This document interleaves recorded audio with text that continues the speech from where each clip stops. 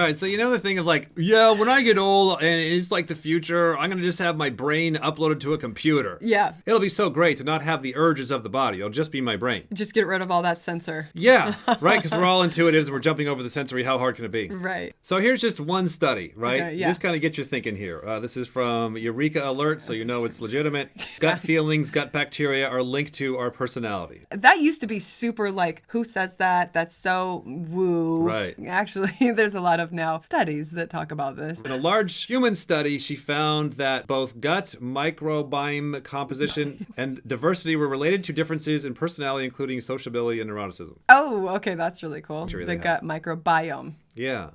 Is that what the word is? Microbiome? Okay. Yeah. This suggests that the gut microbiome may contribute not only to the extreme behavior traits seen in autism, but also to variation in social behavior in the general population. Okay, yeah. So it'd be like autistic people be kind of like the canary in the coal mine, or the extreme of an issue. That's very interesting. It's like I need to like process I know. that. So it's like, how much of this is just in my head and how much is my body? Another interesting finding related to social behavior was that people with larger social networks tended to have a more diverse gut. That's kind of an obvious pattern you could guess. Like if you're going to hang out with more people, you're going to have, Indian food this night and, Mexican food and then pretty Which given. is so not us because we just eat tacos and burritos. Which is often associated with a better gut health and general health. Conversely, the study found that people with higher stress or anxiety have lower Okay, so if you have diversity. too much of the same food, it's saying that's not a good thing for the humans. You're just kind of like in particular. stuck. You're just stuck in your little cave. You're just stuck in your little routine. Because it would just go to one way. Oh, gosh, that's so funny. There's theories on like evolutionary psychology that like we are just bacteria vehicles. I remember you first telling me about that, and I was like, wait, what? I read that on the internet too. That's like a real theory in science. The bacteria is messing with Elon Musk's head to tell them go get bacteria on Mars. I know. It really boggles your mind if you have such a thing in a jar somewhere. Our modern day living may provide a perfect storm of this bios of the gut. We lead stressful lives with fewer social interactions and less time spent with nature. Okay, so just pause for a second. Like thinking about people like Gary Vee and Owen Cook, right? They're not the most healthiest people. Oh my God. But we see this consistently. People like Gary Vee and Owen Cook, they never get sick. Like Owen Cook kisses a new girl every night. Doesn't get sick. Okay. How does that happen? It's so interesting. Like Gary Vee is shaking hands and then chewing on his fingernails right in front of you. I know. Oh God. How are these guys not getting sick? It's so true. Tony Robbins, same deal.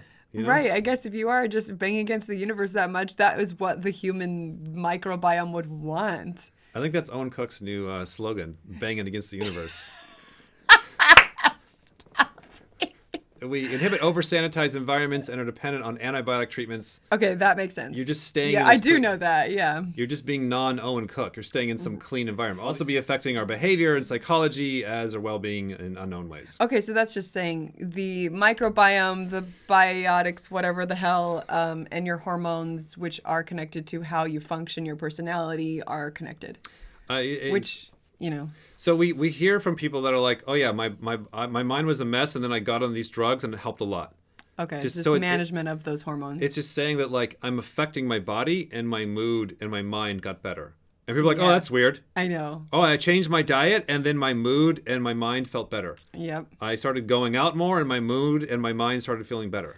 You know what I mean? Like, yes, like do a lot of the like, okay, let me resolve trauma from the past. Like that seems to be a huge chunk. Like keep doing that, but like also knowing, are you playing around with this stupid meat carcass thing? One thing that I was processing a long time ago that I just can't forget or can't let go of, it was like movement equals life. And it was just like this whole long equation that I wrote out on the board that I was like going on and on and on and on about. And the more I started realizing, like, actually, the more that we get very sedentary, the more that we stop moving, that is death. Like, you're just not moving, therefore you don't live, And the more you are moving, the more you are flowing, the more your body is getting all these things and all these parts moving around, the more life you're creating. It's almost like one of those, like, energy, bikes where, like, the more you pedal, the more you go. That makes a lot of sense. It's consistent with, like, I saw some video on YouTube of, like, people that are over 100 years old. And like, I'm like, oh, what's the common thing with the people that are over 100? Is it their diet? Is it the place they live? Is it their workouts? Is it their genetics? Is it how tall they are? Is it male, female? Like the only thing that I consistently saw, and I'm just like looking at it real quick. Yeah. Well, like they were all happy idiots. They were happy. They're just like, yay, happy, smile, positivity. just optimistic. going out in the world. Right. You know, so yeah, movement. Happiness, movement, positivity, exercise, guts, so many different physical things that I know myself as not being super sensory, I'm constantly forgetting. I'm like, oh, I'll just solve it in my head. Right. I'll just solve it in my head. Right. I'll just go into my deep inner world and I'll just resolve it myself inside crazy land while I'm drinking a Slurpee.